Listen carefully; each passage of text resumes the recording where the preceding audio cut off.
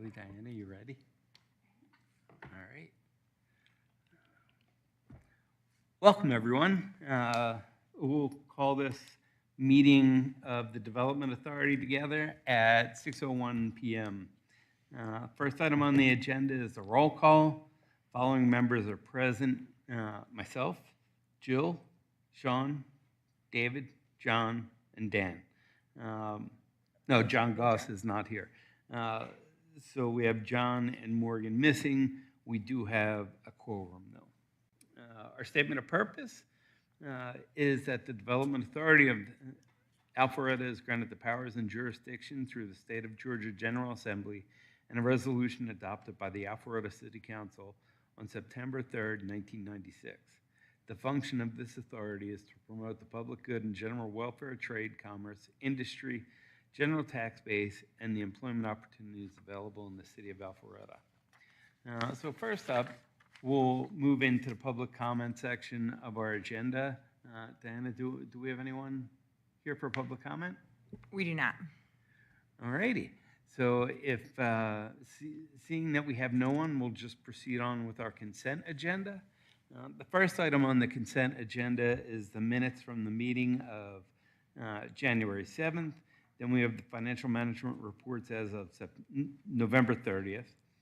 We have the financial management report as of December 31st. So do we have a motion for this consent agenda? I motion to approve the consent agenda. Sean, so we have Jill made a motion to approve and Sean seconded. We'll cast our votes now electronically.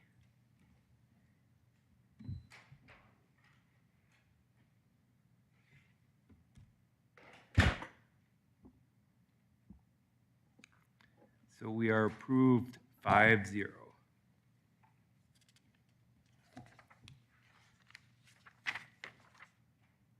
And I believe that is all that we have on the consent agenda.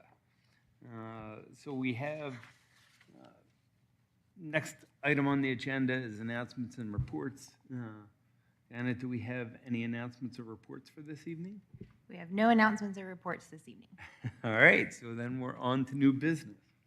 And our new business, we have two items on the agenda. We have the engagement letter to appoint Troutman Pepper Locke as special counsel with authorization for myself to execute the necessary documents. And we also have the resolution authorizing the execution and delivery of the documents relating to the termination of the Garin project. So first up, Charlie is going to present the Troutman Pepper Locke as special counsel. Yeah, good evening, everyone. This item is a request on behalf of the City of Alpharetta for the Development Authority to retain Troutman Pepper Locke as special counsel. So the city has already engaged Troutman Pepper Locke as special counsel for certain matters where the city attorney, which is Gerard Davis, has either a conflict of interest or where Troutman Pepper Locke, has specific expertise that is needed. Some of those matters may also involve the interests of the Development Authority. So since Gerard Davis also represents the Development Authority as its general counsel, retaining the same special counsel would, for these circumstances, if they arise, would ensure that there's efficient and timely counsel that can be retained by not only the city but the authority as well from the same source. So staff is recommending that the Development Authority likewise retain Troutman Pepper Locke as a special counsel and authorize the chair to execute any documentation for that engagement. And essentially this action would simply put the engagement into effect so that if the authority needs those services of a special counsel in the future, it's already in place and you as a body can leverage the same legal counsel as the city. We do have a representative from Troutman Pepper Locke here this evening, Betsy Hicks, who is an associate with the firm, and to put a face with the firm itself, and I'm happy to answer any questions that you may have. Any questions? No. Any motions? I move we approve the engagement of Troutman Pepper Locke as special counsel and authorize the chair to execute all necessary documents. A second? All right, so we have a motion by Sean and a second by Jill, so we can vote electronically.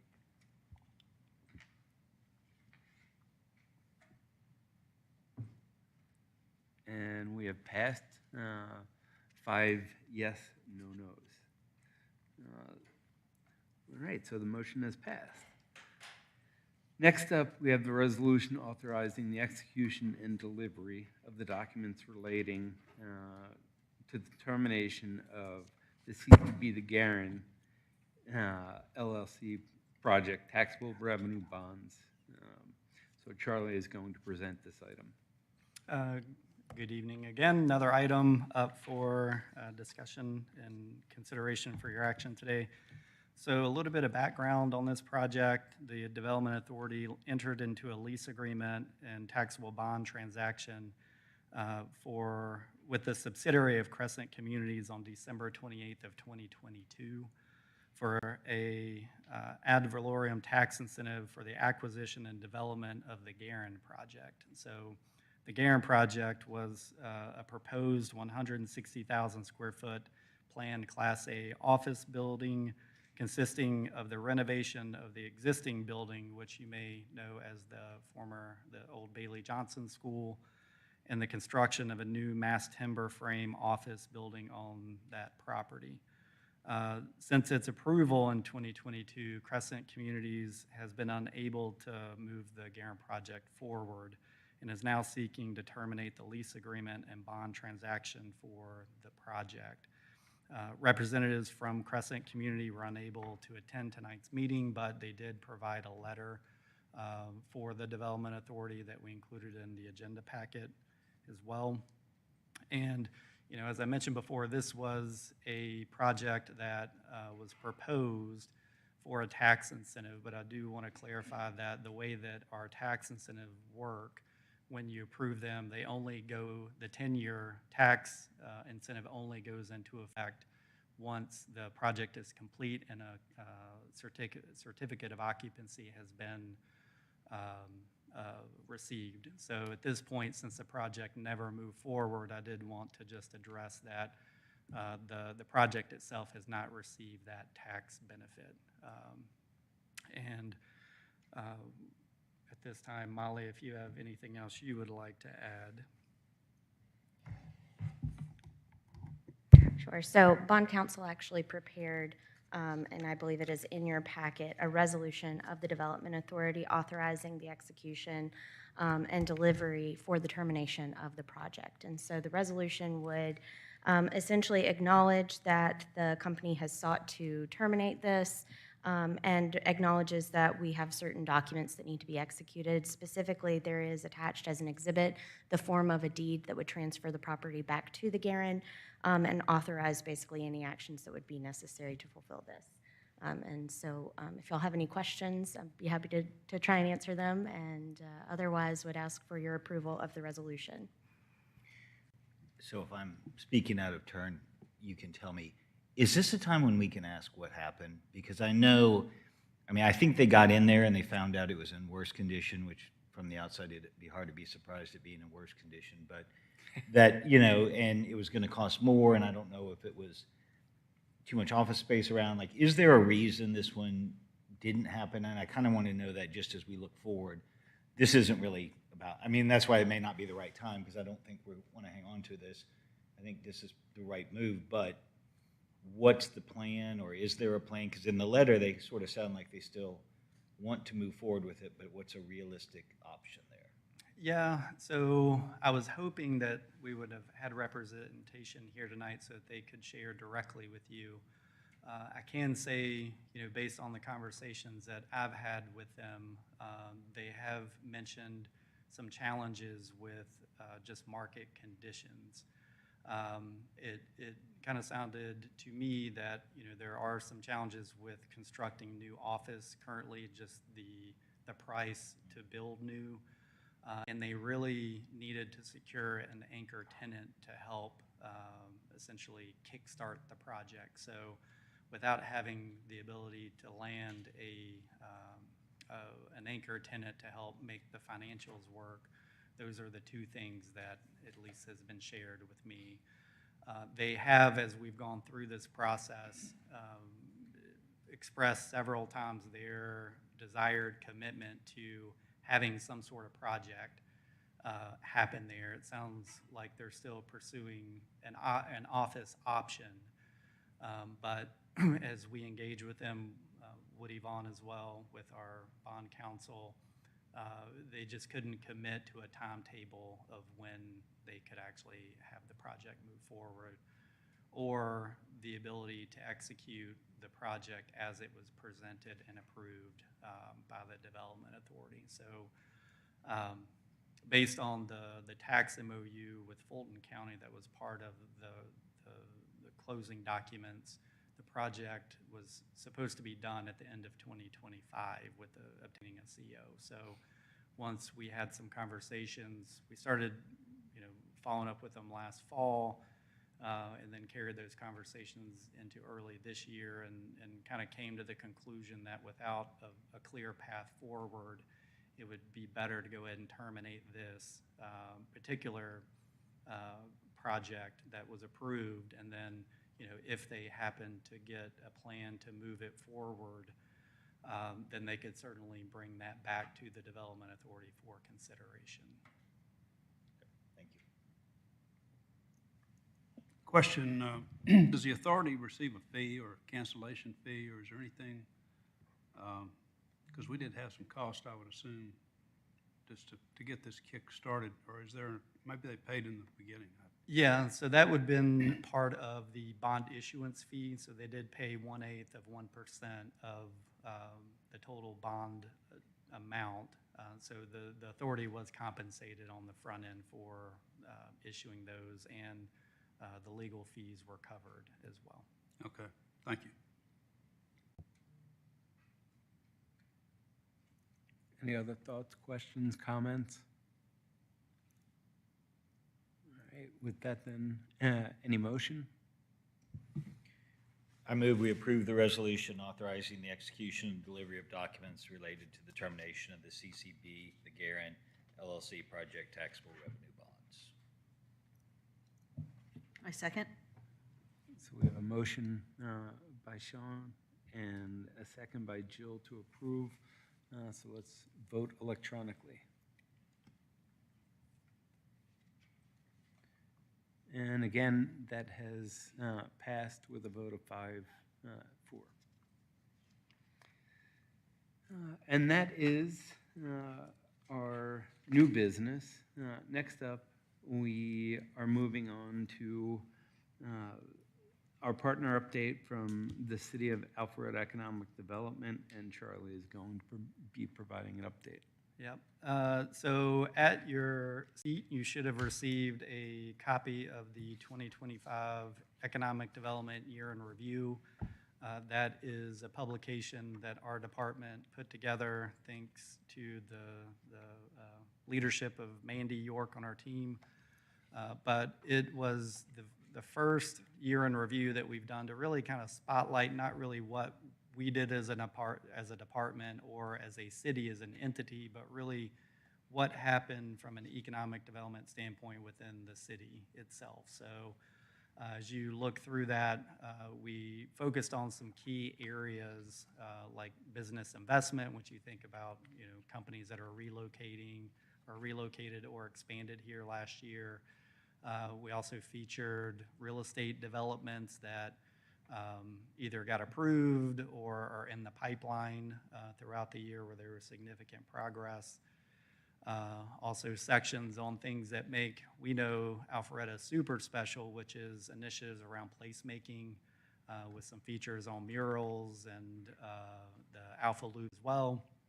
And then, other things like transportation, and tourism as well. So we're excited to kind of pull that together, and we started distributing it out to the commercial broker world. And we often get, calls from commercial brokers who either represent potential tenants coming that they may be evaluating coming to Alpharetta, or property owners who want to know how best to sell their property based on what else is going on in the city. So this is a great resource that we can now kind of put in front of them and not just verbally tell them, but have some graphics and pictures and updates. And it's something we plan to do annually every year to kind of recap the previous year. So extremely excited to get that released. Since we met last in January, there have been 2 project announcements. So Hisense has relocated its headquarters, U.S. headquarters, to Alpharetta. They relocated about 200, just over 200 employees that were sprinkled between Swanee and an office in Johns Creek, but they're leasing 55,000 square feet in Windward District on the east side in the building over off of Marconi Drive. And I mentioned before, over 200 employees, so that's a really good shift pickup for the city. A couple of things that they mentioned is why they migrated this way was just as the broker, the office broker that advised them when they plotted out where their employees were, Alpharetta had a huge advantage in terms of accessibility. And, we talk a lot about Georgia 400 and even some of the east-west corridors that bring people in from Gwinnett and even over from Cobb County.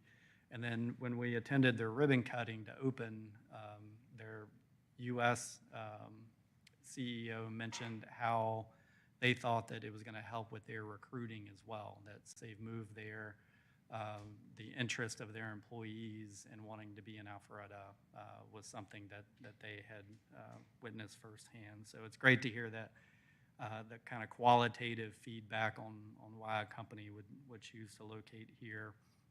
And then we also had recently a company called Conair, which is in the construction materials industry, but their corporate headquarters were in Norcross, and they're relocating approximately 100 people to the Continuum project. So just a quick refresher, that's a project that this authority supported back in 2024. Phase 1 of the office renovations are done, and this is their first kind of signature tenant, new tenant that has moved or announced that they're moving into the building, which will be in, I believe, May of this year. But they're taking about 30,000 square feet of space in the building as well. So another good pickup.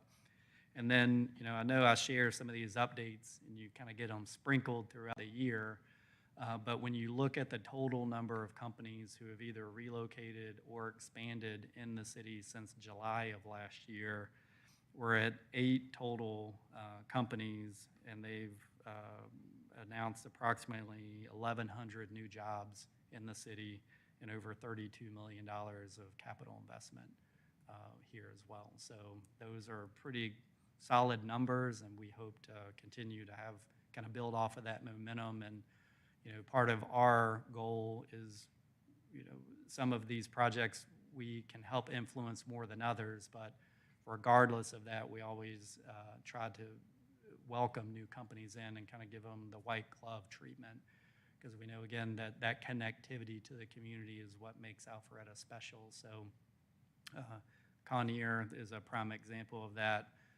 We actually heard of that one after the fact and then reached out to their corporate leadership and offered to, help them in any way we could as a city to help welcome them and their employees once they do make the move. So they appreciated that offer and has said that they look forward to working with us as they get closer to moving in. But those are the updates that I have right now, and happy to answer any other questions that you may have. Do you want to mention the change with the ownership of the building right here? Because that's also continuum related as well, is it not?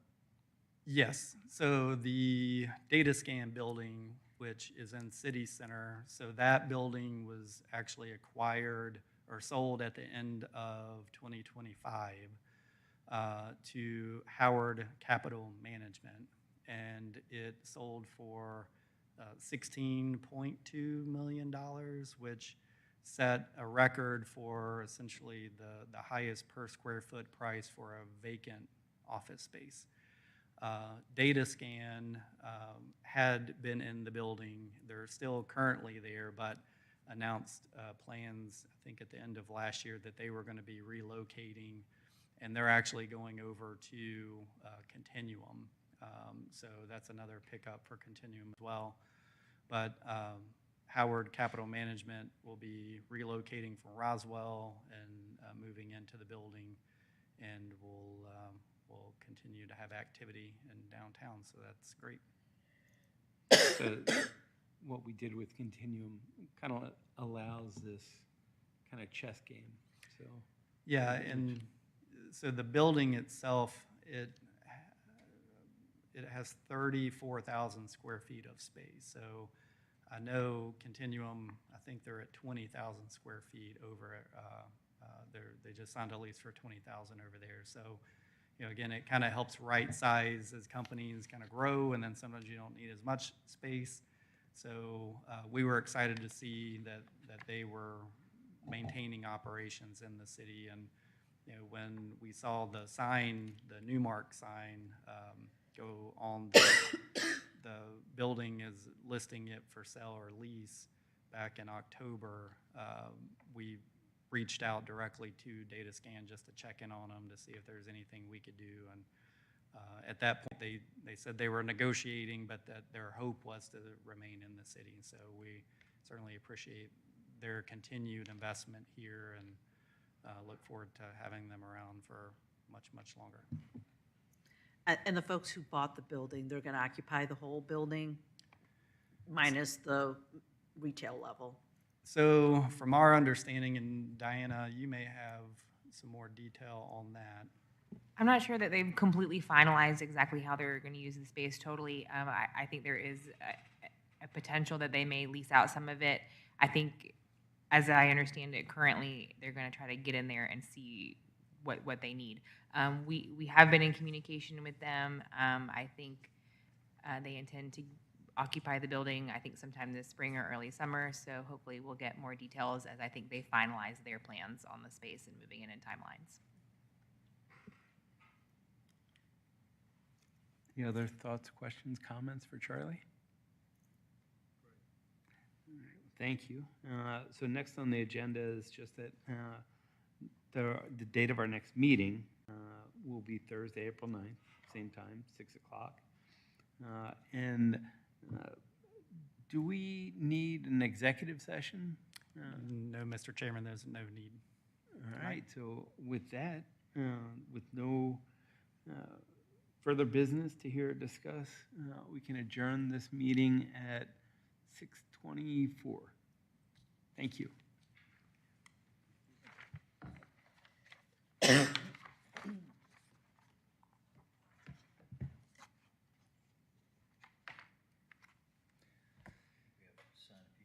I think so.